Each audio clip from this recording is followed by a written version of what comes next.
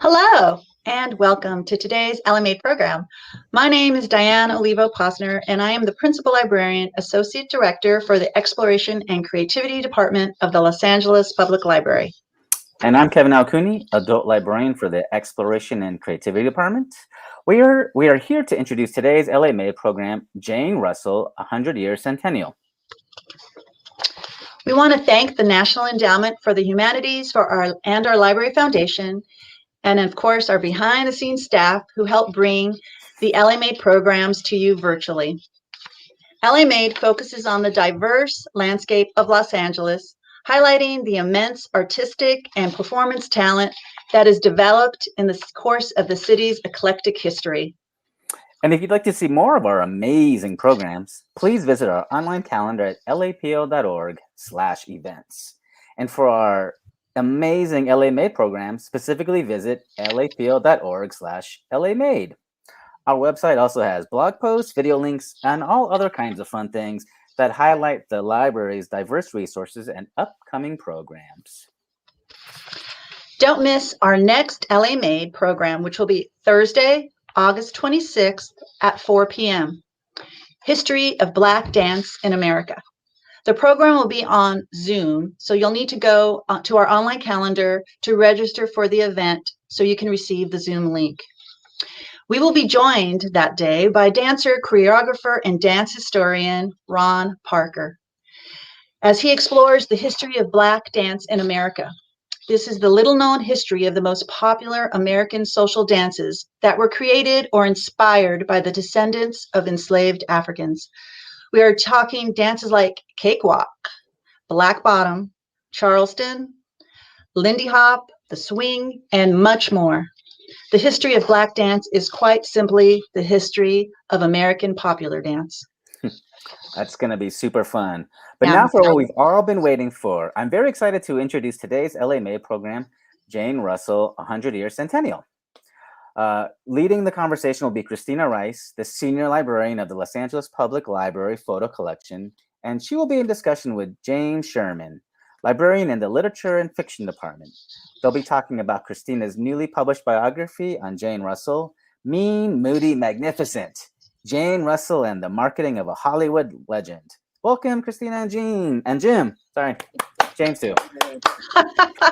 Thank you. Thanks, Kevin. Thanks, Diane. You're welcome, Kevin. So yeah, this is part of the LA Made program. Hi, Christina. Hey, Jim. This is not Christina's first rodeo. This is her second biography, and I really enjoyed the book and learned a lot.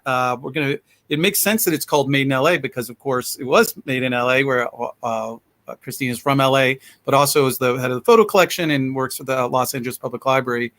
The book was, the book was written here and using a lot of the resource of the library. But it's also fun because Jane Russell herself, as you point out in the book, is the Valley, kind of one of the original, or she's a Valley girl.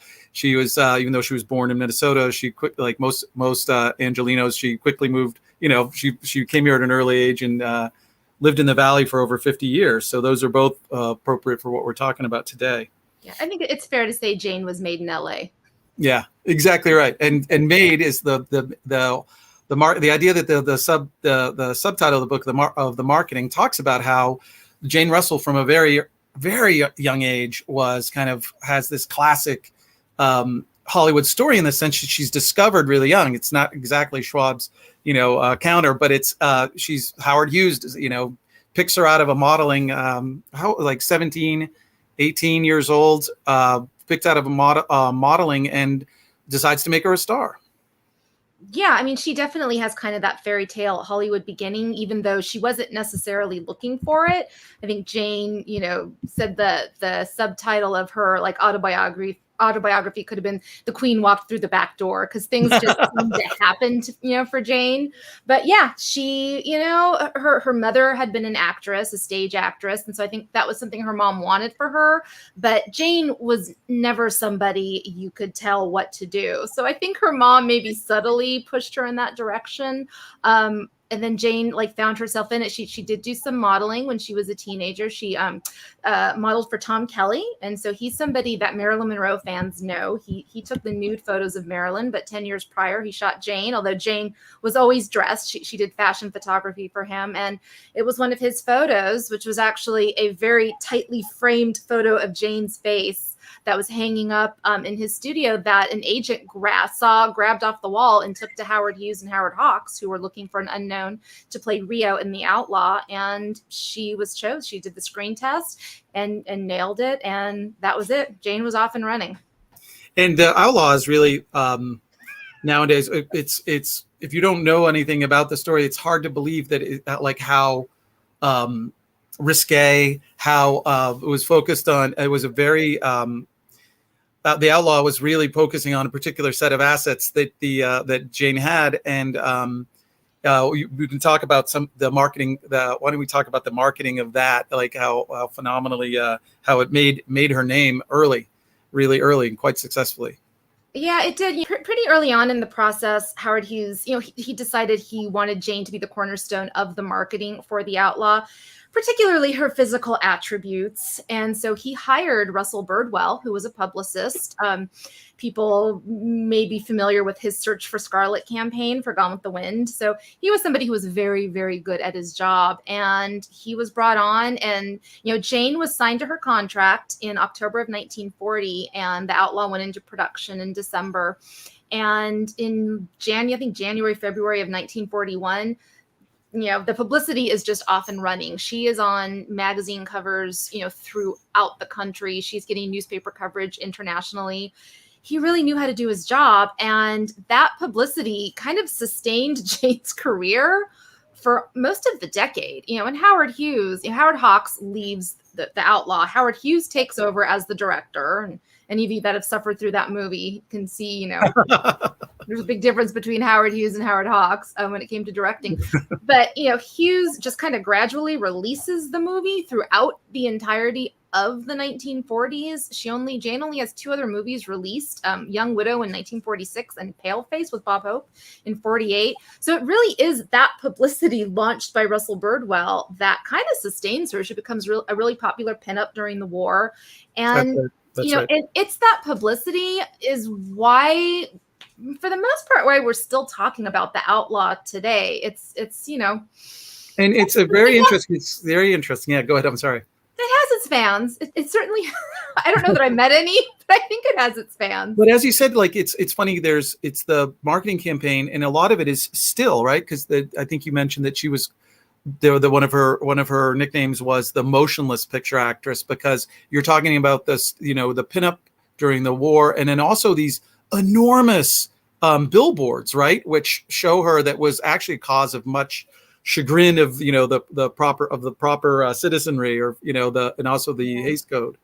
And Jane as well. She wasn't super crazy about and like the giant billboard ones that specifically went up when the film premiered in 1943, and they were photos taken by George Terrell of Jane lounging on a haystack with guns, which are I think some of the most well-known photographs in kind of the studio system history. They were doctored a little bit to reveal more than what was revealed, what she was revealing in the actual photos. It was scandalous, and Jane herself didn't particularly care for them. And it's interesting that a handful of photos she took when she was like 19, 20 years old, like followed her for the rest of her life. Like she got asked about those photos, until the day she died. Well, and really, I mean, my first experience with her was seeing her in Playtex. It shows you how old I am, but then the Playtex bra ad. So it's like something that carried her through that time. But in between that time, it is fascinating because, as you point out, or we talked about too, but it's in the book, is that there's something, Jane Russell could have been just like so many people that like kind of are quickly famous and then either disappear or become, they never quite make it, but they're like character actors. And Jane becomes this icon, and it's not just because of, I think The Outlaw is a big part of it, but she rolled with it and did stuff with it and made it work for her. And that's really what the book is fascinating, because it really discusses this, because she's not, later on in life, she's like very strongly saying she's not a feminist, and she had but it's interesting because what she's working with what she has, and she made it work for her. What, like one of the quotes you have is that, talks about like, well, when people were asking her about the fact, because of course, as you discussed in the book, she had deeply held Christian faiths. So people were asking her, how do you align this with your who you play, with these characters and how you've been marketed? And she said a line that, when in the Passion play, when a man plays Judas, no one asks him that question. And that, to tell this, and she says, the quote is, to tell the story of a woman who makes questionable use of her beauty must have someone to portray that part. And even so, she had her limits, like that. It wasn't that's what she said, but she also had her limits. And Howard Hughes found that out. Yeah. Well, I think Jane was always, she was remarkably good at separating Jane Russell, the person, from Jane Russell, the movie star. So I don't think those lines were ever blurred. So she could go on screen, she could pose for the publicity photos. She could play the characters that she played. And that wasn't who she was. And, for as much as Howard Hughes micromanaged her publicity and micromanaged her costumes that she wore on film, like for her first few movies, like she didn't get to wear things that had necklines. Everything was just plunging or strapless. For as much as he focused on that, he never tried to make her behave anyway off screen, which with kind of the bigger studios, they would have these contract players and they would very carefully create these personas for them. And they were expected to, have those personas on screen and off. I remember, I think it was Donna Reed. I think it was a quote from her, like after she had been signed to her contract, she was just on her day off, like went to the corner drugstore and was wearing like jeans and no makeup. And it got back to the studio heads who told her, no, that's not what Donna Reed does. That's right. And, so Jane's career is so interesting because, yes, I think she had a career because of Howard Hughes, but maybe she didn't have the career she should have had because of Howard Hughes.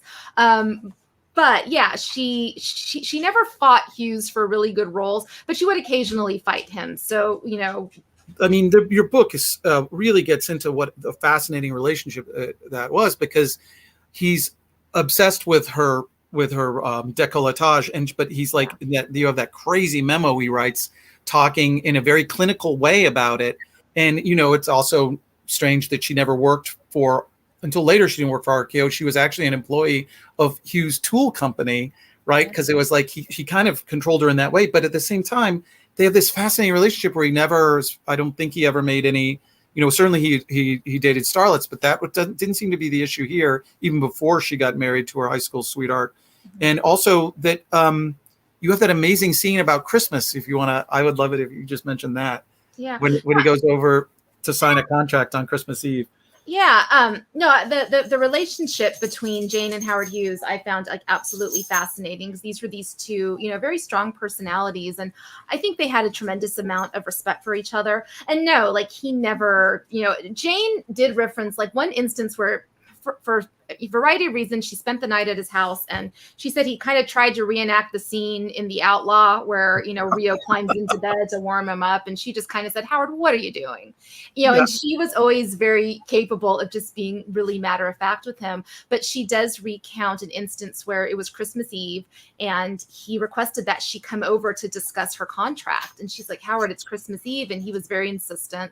And she went to his house, and it was kind of this dark, cavernous house. And she, and it was freezing. And she was like, Howard, what are you doing? Like, light a fire or something. And so she went and visited and talked to him. And it was only, after the fact that she remembered it was his birthday. So Howard Hughes was born on Christmas Eve, and that he just probably didn't want to be alone. That's right. And he could have somebody that like Jane. And it's funny because you mentioned too that, whatever pressure she would always just say, what are you doing? And the impression I get about her personality reading the book, you're really clear, is that she was always very much a real person, right? She was somebody that didn't. There's one great scene you talk about where about the Valley Girl where somebody they were talking about kissing the Frenchman kissing her hands, and she goes, I'm from the San Fernando Valley. That kind of put me on my back foot. So she was very down to earth, and I think people responded really well to that. She's this incredible statuesque, really regal beauty, and but everybody, there's so many things in the book where she's like, from even the time when she's very old, or she's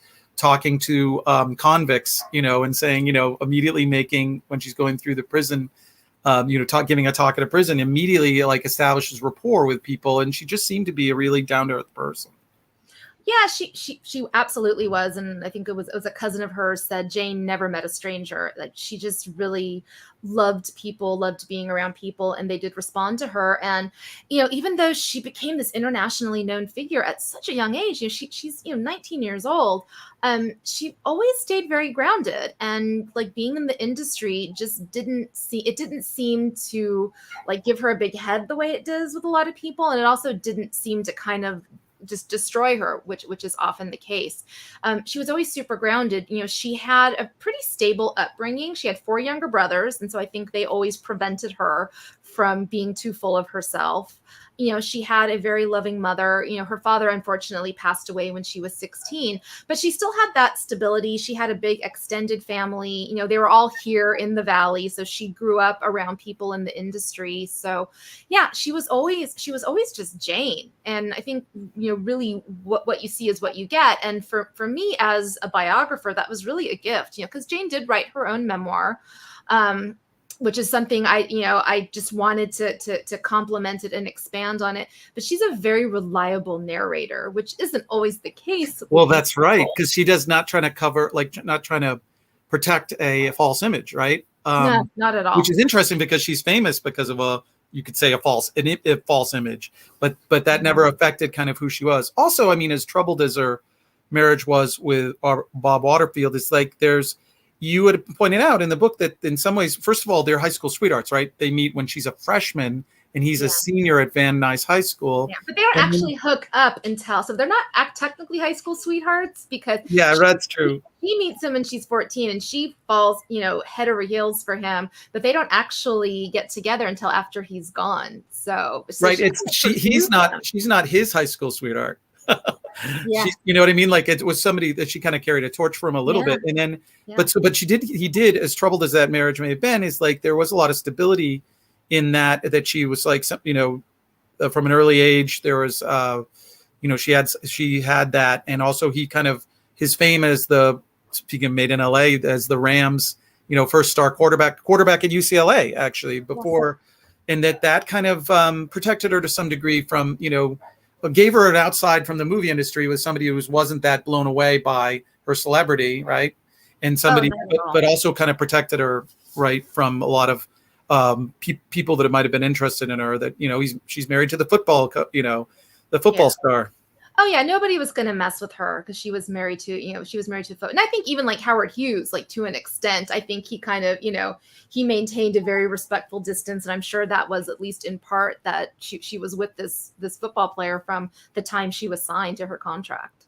And I wanted to just quickly address, because this is your second biography, and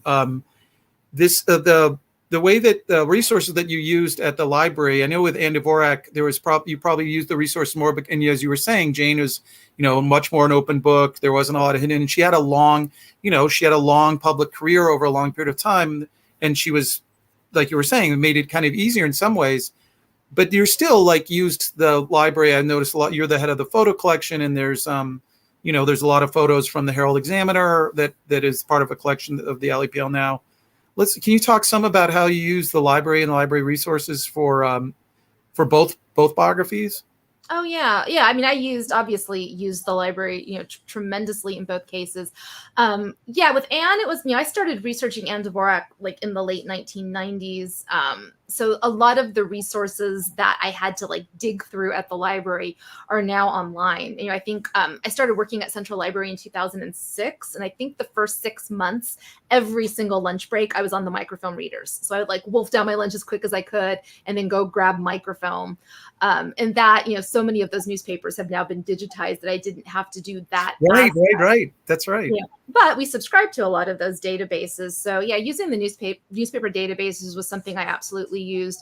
The library subscribes to ancestry.com. And so I think, I had been a librarian in the history and genealogy department for quite a while. And so I learned how to do genealogical research, which absolutely helps for writing biographies of people, because you're using primary documents to help establish a timeline and to really put a person, at a certain place and time. So I utilize that a lot.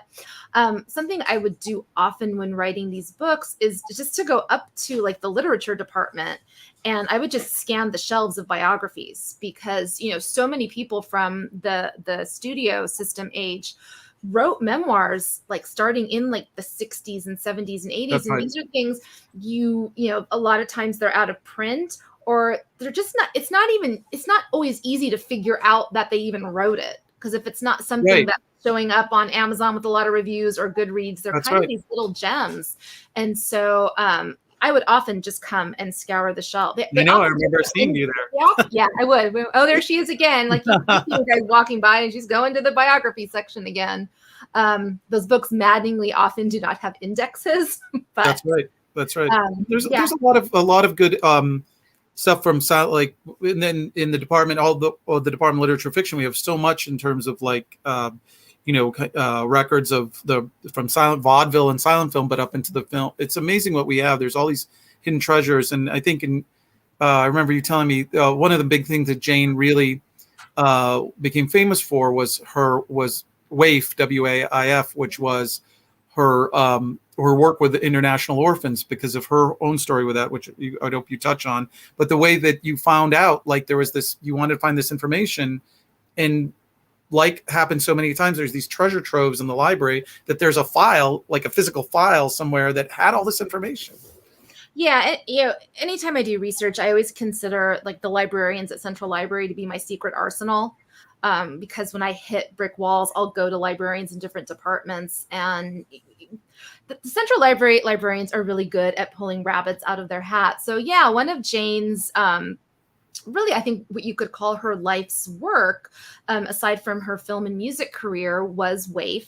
And this was an organization that she started because Jane adopted 3 kids, and her first child she adopted here in the United States. And, that was a difficult and drawn out process, I think, much like it is now. And so she looked to Europe to see if there was a child over there she could adopt. This is in the post-war era. And then we start getting into the, Korean War. So like in Europe and in Korea, the orphanages were like really full, but there were so many restrictions, from the United States or from the home country. And there were, immigration quotas and whatnot. And so she wanted to do something to make it easier for these kids to find homes. And so she started WAIF, which for many years was the fundraising arm of the International Social Services. So they would actually like raise money to hire social workers. But I couldn't, when I was doing the research, it was hard to figure out what they were doing. So Jane would often hold these major galas, these fundraising galas, where like Princess Margaret was a guest. And so there was a lot of press about it. So I knew WAIF was a thing, and Jane obviously talks about it in her book. But it was always in regards to the galas. And I just couldn't figure out what the heck they were actually raising money for.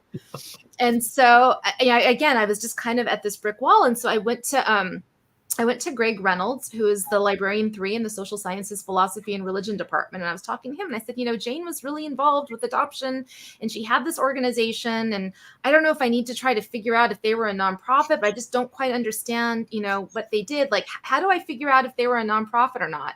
And he says, okay, hold on. And he comes back with a folder marked adoption from the Social Sciences, like vertical files. And in it was a program from WAIF's Silver Jubilee. So just like this thick program, like produced by the organization, talking about their entire history, showing every single chapter across the country. It lists all of the officers. And not only was I able to figure out what they were doing, but I was able to track down a gentleman named Jerry Cornet, who had been the executive director of WAIF for the last 25 or so years they were in existence. And I was able to interview him for the book. And Amazing. So he was able to give me all of that information. There was also like congressional testimony in this file, along with a few other articles. So, had I not tapped Greg, who knows his collection so well, that chapter on WAIF probably would have not made a whole lot of sense. Right. And it's really important, because it's her life's work, as you say. And what's interesting is an example of to me, it really, like, I'm fascinated by, as you know, is by Russell Birdwell, the guy that did the PR on Outlaw, because I think what if you read, you have to read the book to see why. And I kind of secretly hoping that you'll write a book just on him. But what's interesting is that, so this is the man that's is arguably responsible for this image of her that she's kind of, she doesn't fight against, but she doesn't want to be defined by it, obviously. And yet she's smart enough and has the connections that what happens when she needs to publicize WAIF? What does she do? Yeah. So Russell Birdwell was the mastermind behind the outlaw publicity campaign, and Jane and her mother, I think, would often say that Birdwell just treated her like a can of tomatoes that he wanted to stick a label on. Right. And so I think in many respects, she did have some resentment of how he handled her with the blessing and the help of Howard Hughes. But when it comes time to promote WAIF, I mean, she's able to identify that he was really good at his job. So she does tap him, to help her promote WAIF, because she wasn't stupid. And so that she's able to, again, that she was always able to like separate Jane Russell, the movie star, from Jane Russell, the person. And when it came to WAIF, I mean, she took advantage of every opportunity that her film career gave her. So, she's in Hawaii filming The Revolt of Mamie Stover, and she's researching if she can start a WAIF chapter. Howard Hughes wants her to fly here for a premiere, and she says, okay, it needs to be an open-ended ticket so she can go to Washington and lobby, Congress people for, this or that bill that was going to, aid her goals. Howard Hughes, she said Howard Hughes bought, one or more tables at these galas, and he might have never known, but so she was always very good at seeing where the advantages were, and using what she always referred to as like her red carpet capabilities to right. And it was always for WAIF. Jane wasn't somebody that's right. It was always for WAIF. And that's funny because I want to talk about Gentlemen Prefer Blondes and WAIF in the association too with Marilyn Monroe, who she referred to as a WAIF. But before we get off onto that, which will probably take the rest of what we're talking about, I do want to mention a couple of things along the lines of her making this her stardom work for her. And I love the fact that she's really interested in singing. Like, you ultimately really get the point that she's a performer, and of course she sings in Gentlemen. She's singing right there in the background right in back of you in Gentlemen Prefer Blondes. But she also worked with Bob Hope and Roy Rogers, and she got to, and then while she was also being, kind of kept on the shelf in the Outlaws, she has a singing tour, which she kind of, it's approached that people are kind of like, oh, she's just this person on the billboard, she can't sing. She kind of wins over audiences, and in doing so really makes that work for her. She starts a kind of non-denominational Christian or multi-denominational Christian singing group with the 4 girls. And she that becomes something she records, and it becomes relatively successful in the 50s. And I was just really impressed about how, and even in the end, when she was in Santa Maria doing Supper Club, was she singing or acting? And she was singing. Yeah. She was singing. Oh, she had a straight up just cabaret show. Yeah, Jane loved to sing. I think she probably enjoyed performing live as a singer, probably more than even making movies. And it was something she started in the 40s. Kay Kaiser, the band leader, invited her on his show, the College of Musical Knowledge. And so she went on that, and she actually recorded with Kay Kaiser. And so during the course of her career, she recorded multiple albums.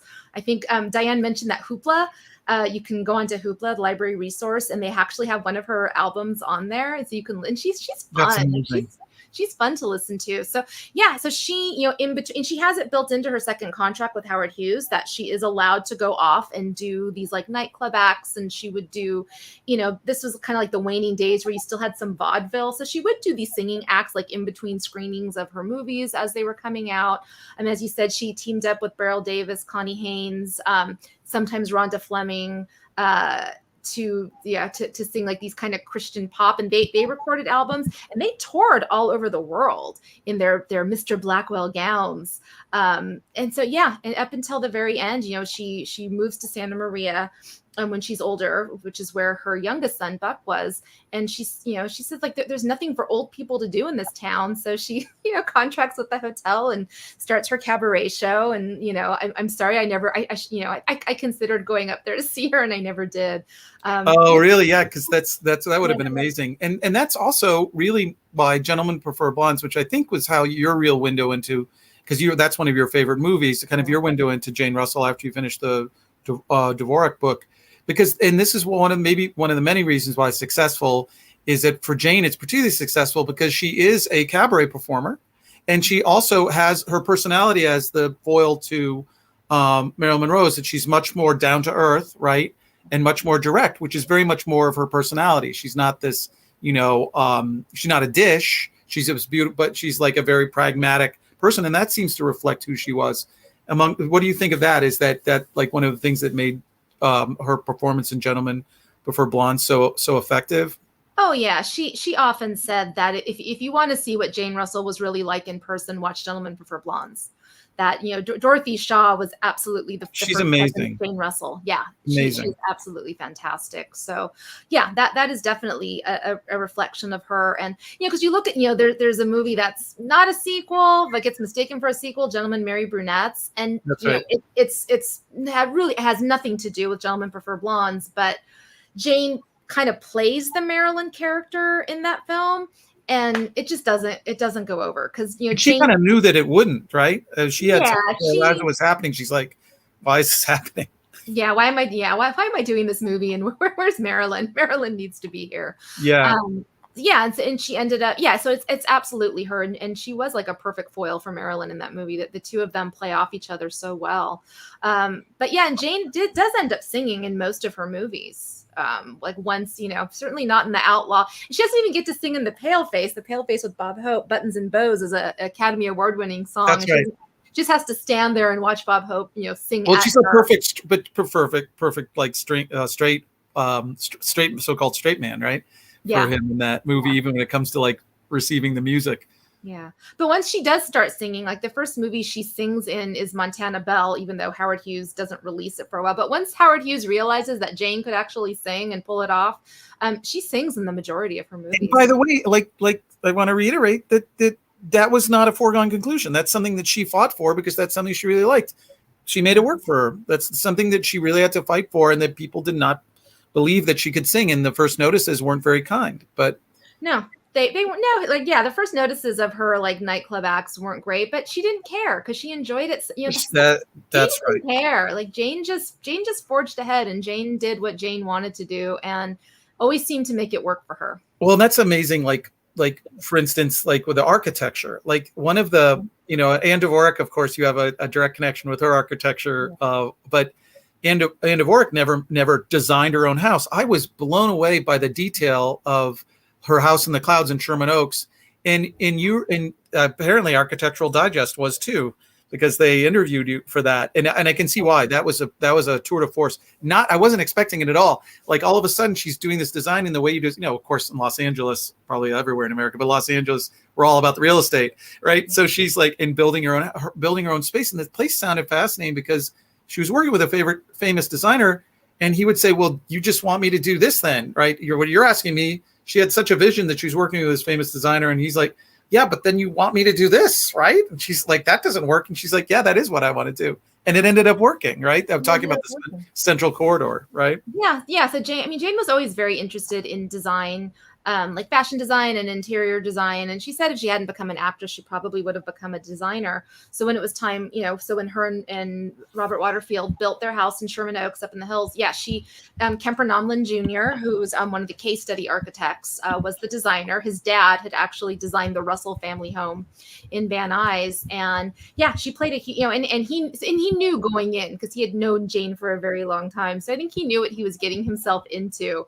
but just certain things like, it was a gorgeous modern house, but it was like the beams, in the living room. And he said, "Jane, we don't need beams." And she said, "I don't care. I want beams." And Jane got her beams. She's never done anything with architecture except she did. And then also there was the church in Canoga Park, and then she has Taos West. It's this, which is kind of a theme development in the was that in the 60s? Late 50s, early 70s? So Tao West was in the early 70s, and that was an apartment complex. So she owned some land on Woodman Avenue in what's now Panorama City. Then it was Van Nuys. And so, yeah, so she built this Southwest themed apartment building that is still standing. It's now condos. So you can maybe, live in the unit that Jane slept in, because she actually lived there for a little while. That's so right. She designed a place. Yeah. And then you referenced the chapel in the canyon which is no longer there, unfortunately. And she also helped design that. So that sounded like a great place too, because it was a church that was like always open, no keys, a place where people could gather and have peace, which is also representative of her. Yeah. And one of the reasons why she had stability in Hollywood is not only the great relationship she had with her mother and her family, but also with, obviously her faith was a big part of it. And her faith was very personal. It was, and I think often, and she definitely had demons that she fought. And often that was the kind of standard for her. And she shared that with other people. And the church is an example of that, or the chapel is an example of that. Chapel. And you can go to tessa.lapl.org and search for Chapel in the Canyon. And we have some great photos of it in our Valley Times collection. That's awesome. But yes. Yeah. So that's the architecture stuff. Sorry? Oh, no, go ahead. No, what'd you say? No, I said, yeah, her faith was certainly a driving force throughout her life. Yeah. Yeah. And so just getting back to the architecture. So it's amazing. She builds this incredible personal residence. She builds a chapel, which is a public place. And then she builds like this a multi-residential apartment building. It's like she's just, I'm going to do that. I'm going to do that. I'm going to do that. And all of them were successful, as certainly as structures, and it's just amazing. Like she made that all work for her. And she's like, yeah, I'm just going to do it. I mean, I found that remarkable. Well, she did that often, like in the mid 50s, her and Robert Waterfield, they started their own production company, Rusfield. And that's right. Most actors have production companies now, but that wasn't something that you see that often. And it was something she did and, never made a big deal out of it. She had her own clothing and jewelry line in the 1980s for the full figured gal. So yeah, just Jane wanted to do stuff and she usually just went ahead and did it. Yeah, no. And it's her personality is really comes across really well in that, in the book. So getting back to the WAIF and her relationship with Marilyn Monroe, I was hoping you could talk more about like that, how they played off each other well because they complemented each other, but it's kind of also a good example of like Marilyn, somebody who was around for a long time and somebody who burned out. Like there's some of the distinctions between the two kinds of stardom. Maybe you could address that.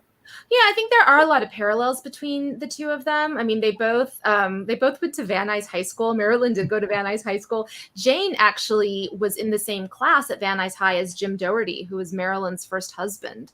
So, they both kind of get, early on model with Tom Kelly, and they both are these women that, become notable kind of for their physical appearance. But again, like Jane, who is just so grounded and has a really strong support system from day one, is able to just, have this successful career and not get burned out and kind of hold her own. Whereas Marilyn didn't have that stability. She kind of bounced from house to house growing up. And she was always like incredibly insecure, and she had, her demons that really got to her. And I think, she constantly had people trying to give her advice that she would sometimes follow to her detriment. Whereas Jane, wouldn't early on. Jane signed with MCA as her agency under Lou Wasserman, and he was always trying to get her, to just leave Howard Hughes, like, just walk out of your contract and we'll take care of it. And Jane always, she didn't listen to it. She remained very loyal to Howard Hughes. Yes, and, that's right. Gave him an extra 2 years, right? Yeah. And Hughes will ultimately give her a 25-year contract where she earns $1,000 a week, whether she's working or not.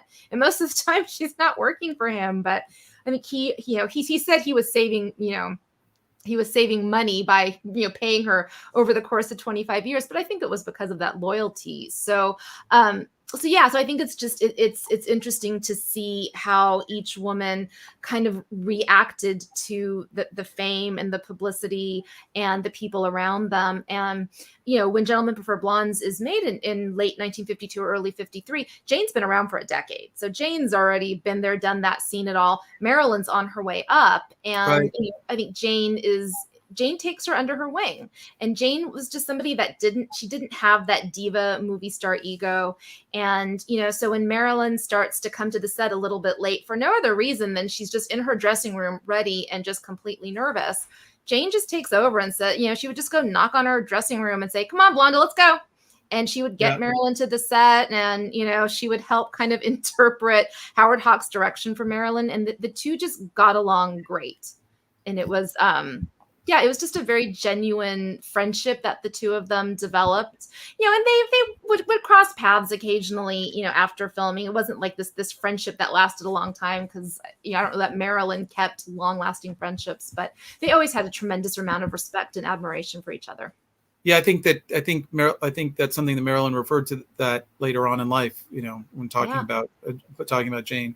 And actually, there was the last interview that Marilyn ever gives, she mentions that Jane was quite wonderful to her on the set of this movie. Yeah. And you never hear anything about her being a diva. I mean, you didn't talk about it. Was there any kind of like? She comes across as we're talking about, a very natural person. And and it doesn't seem like she has any diva or any people really talk negatively about her personality.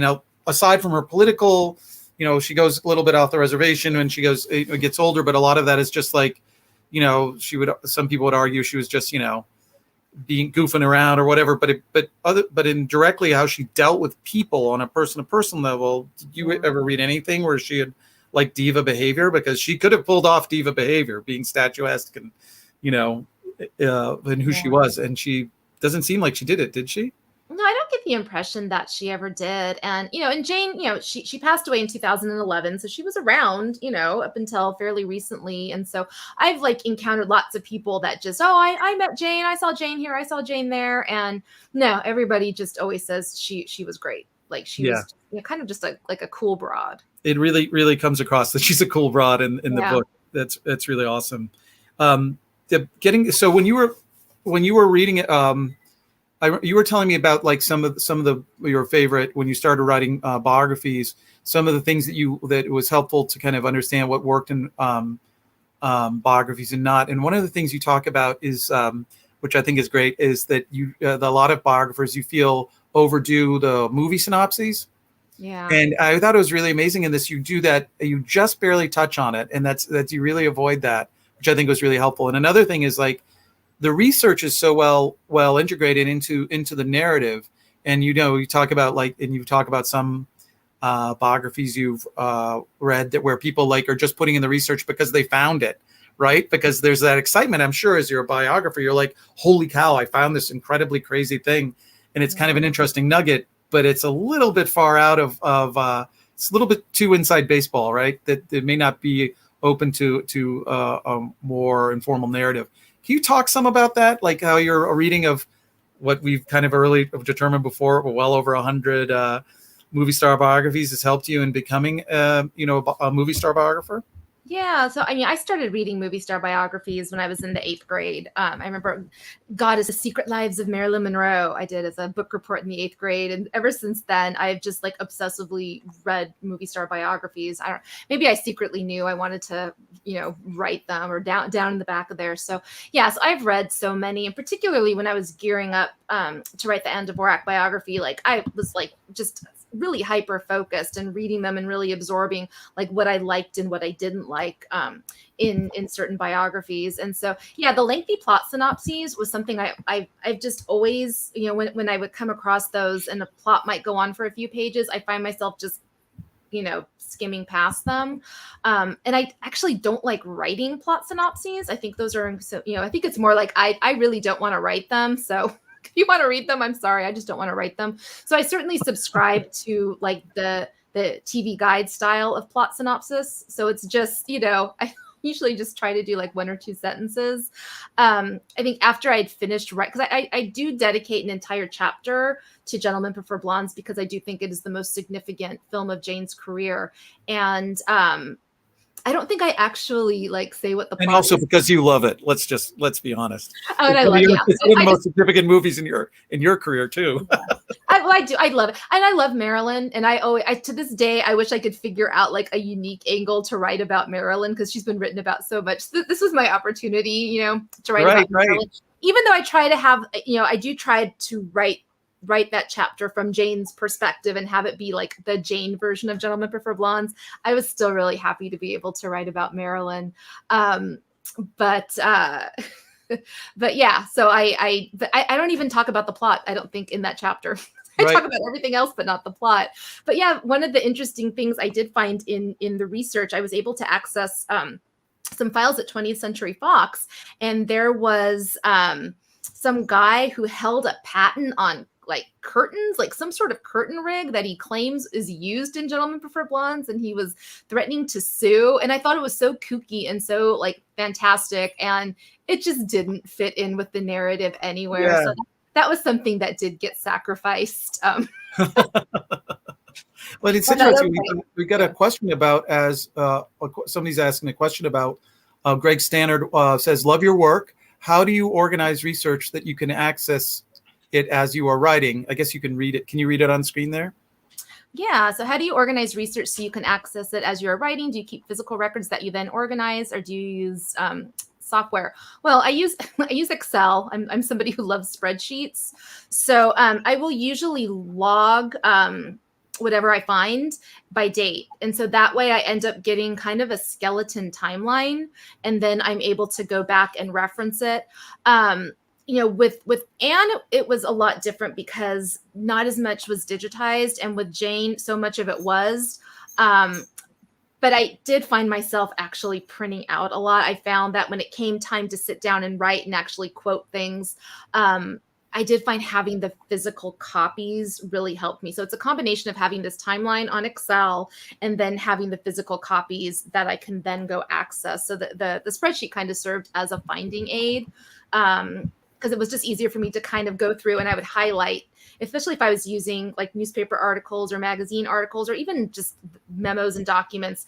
Anytime I use it, I would highlight it. So that way I knew it was already used, and I wouldn't double the work. And I do write in a program called Scrivener. And that is what I always write, like everything, the biographies, and when I've written, like comic book scripts, I always do it in Scrivener, which is just a great way to organize a manuscript because the chapters are all separate files. So that way, if I need to kind of move things around and it, tracks all the endnotes, I think Scrivener is just a really powerful, wonderful tool for this type of writing. So it's like a document organizer, kind of a knowledge management type database, or was it just? I don't even know how to describe it. It sounds like it's useful for a bunch of stuff. It sounds it organizes chapters or pages like in a hierarchical kind of way, but then you can also kind of log in. I don't even think I use it to the extent that I could. So it's actually pretty powerful because I think you can actually use it for organizing research as well. And I do think that there is software for organizing like digital documents, which I didn't get into that too much, which I probably should. So that way I wouldn't have to kill so many trees printing out all these documents. Well, it's good. There's another question I want to from a name you recognize, but Marie Novoa here. Yeah. You can read that. It's a really good question. Having so much information, that is so accurate. How do you decide what goes in, what stays out? How do you decide when the book is completed? That's an excellent question. And that was like the biggest difference, I think, between writing about Anne Dvorak and writing about Jane Russell is that, Anne, it was so hard to find information about her. And it took me 15 years to write that book because I had to do so much digging. So with Anne, once I sat down to write the book, everything went in. So like kind of every little scrap that I found went into that book. Jane was the exact opposite, where there was just so much. And, I didn't cover it all. I think her, I do touch on her recording career, but like her radio, she did do a lot of radio work, and I just didn't end up going into that. I felt like the filmography was much more important in the limited stage work that she did, and I talk about the TV shows she did, but I didn't really go into a lot of like the guest appearances because she appeared on a lot of TV shows. I mean, the 70s, right? That's what a lot of people's bread and butter, was she ever on The Love Boat, for instance? No, she didn't do a lot of acting in TV. Oh, I see. Like interviews. So she'd be on, like What's That's My Line, and Right. you know, I think she was on like Lifestyles of the Rich and Famous. So she Hollywood so she appeared as herself. She actually did not do a whole lot of acting in television. Oh, okay, good. I think I do cover all of her acting, but like the personal appearances, I just didn't even bother trying to, you know, really get into, because there were so many.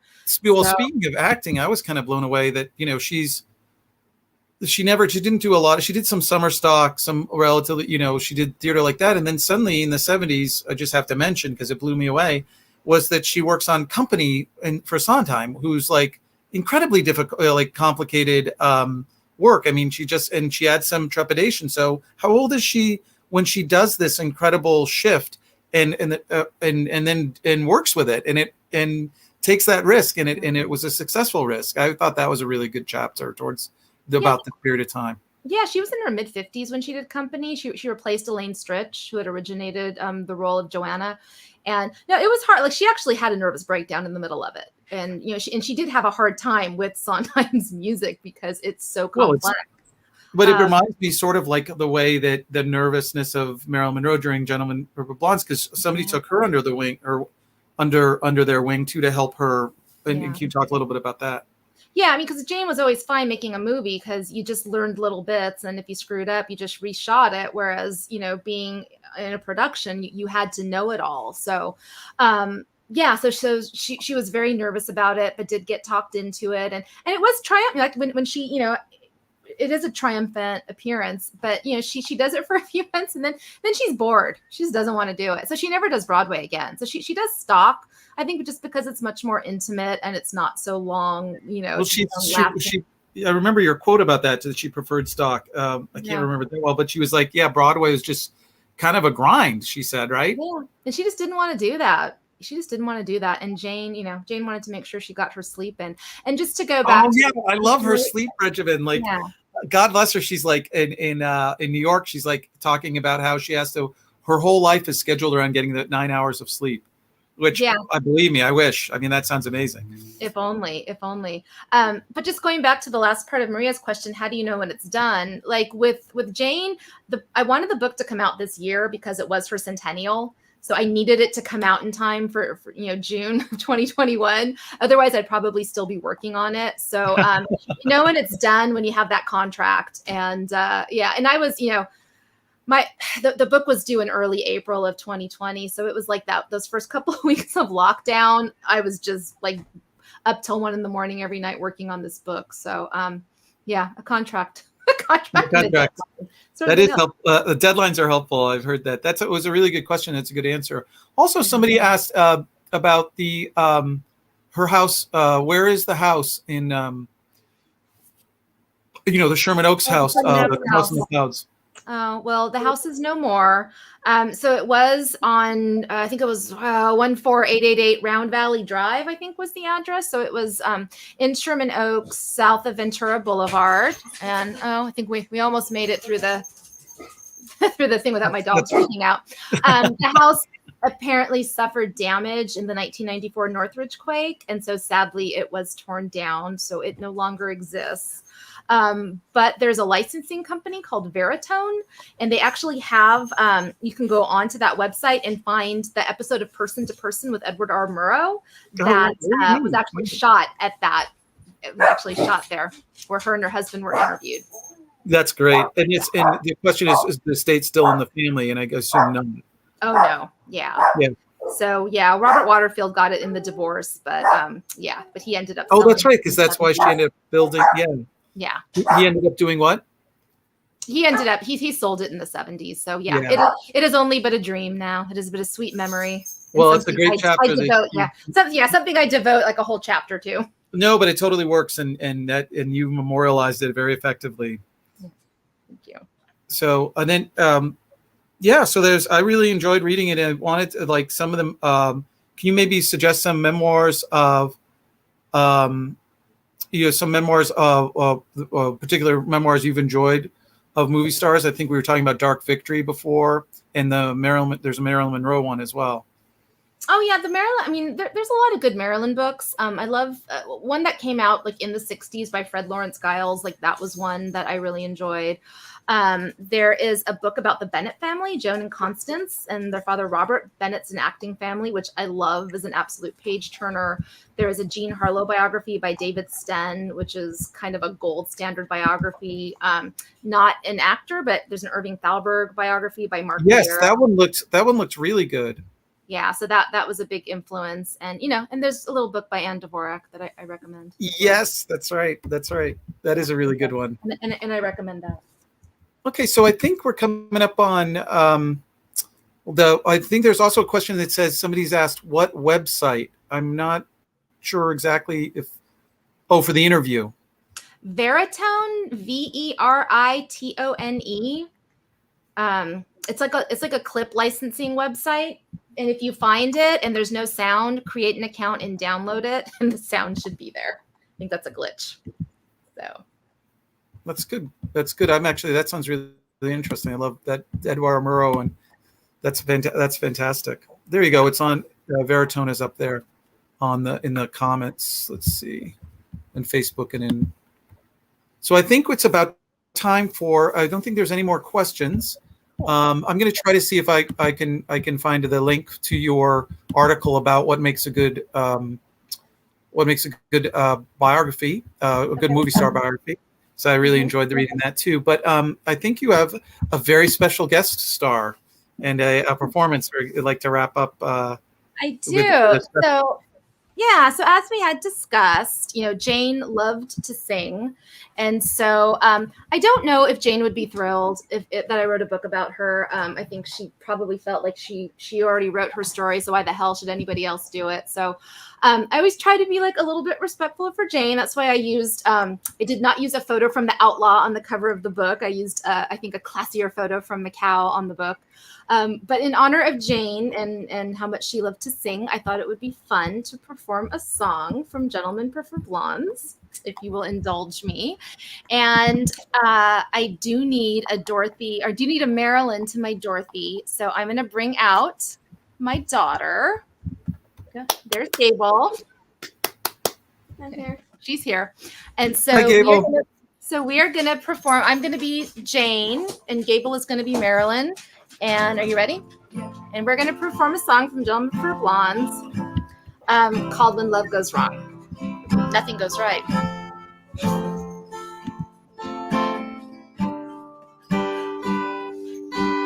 When love goes wrong, nothing goes right. This one thing I know.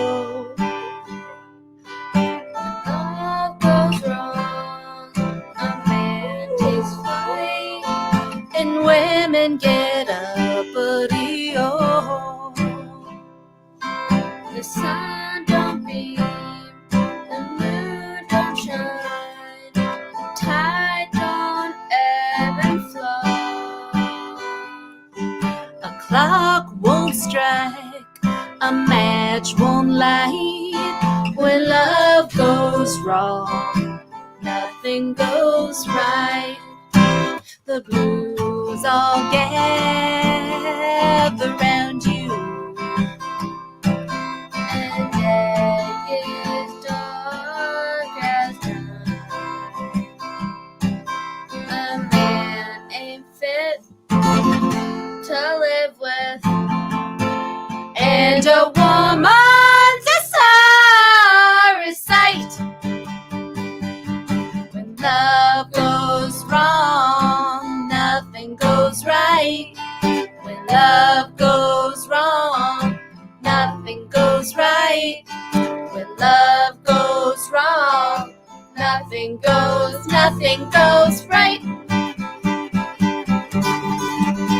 When love goes wrong, nothing goes right. Make yourself as high as a kite. Love is something you just can't fight. You can't fight it, honey, you can't fight it. When love goes wrong, nothing, no bows, honey, just 8 bars and off. Nothing goes right. It's like we said, your better off dead when love has lost its glow. So take this down in black and white. When love goes wrong, nothing goes right. Thank you. Thank you. That's so great. That's awesome. Well, Christine, thank you very much for asking me to be part of this, because I'm an enormous admirer of you and the work. I just remember after you finished in Dvorak, you're like, I got to start writing something else. It's like getting a tattoo. I think you get once you start, you keep on having to do books, and I certainly hope you continue, because I enjoy them tremendously, and I hope that everyone can get a copy and read it. Well, thank you. And I have to say, while I was writing the book, I was sending chapters to Jim. He was proofreading them for me. So thank you for coming on this journey with me from the very beginning. Anytime. It's really fun. I didn't know anything about Jane Russell, and I really, not only I feel like I've learned a lot, I feel like I really like her a lot, as a person. I think you really did a good job. I think she's much more than the outlaw and the Playtex bra ads. So really good job for memorializing her effectively. Thank you. I appreciate it. All right. Thanks, everyone. Thank you.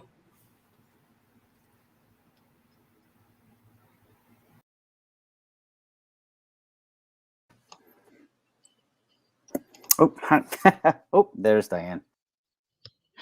Hi, everyone. Thank you so much to Christina and Jim. That was really amazing. And Gable. Loved it. And, of course, Jane. We want to just thank you again for joining LA Maid's program today. And remember to check out the library's online calendar at lapl.org/events for all the other amazing programs the library has to offer, and lapl.org for all the resources we have to offer. You can be watching movies and reading magazines all weekend.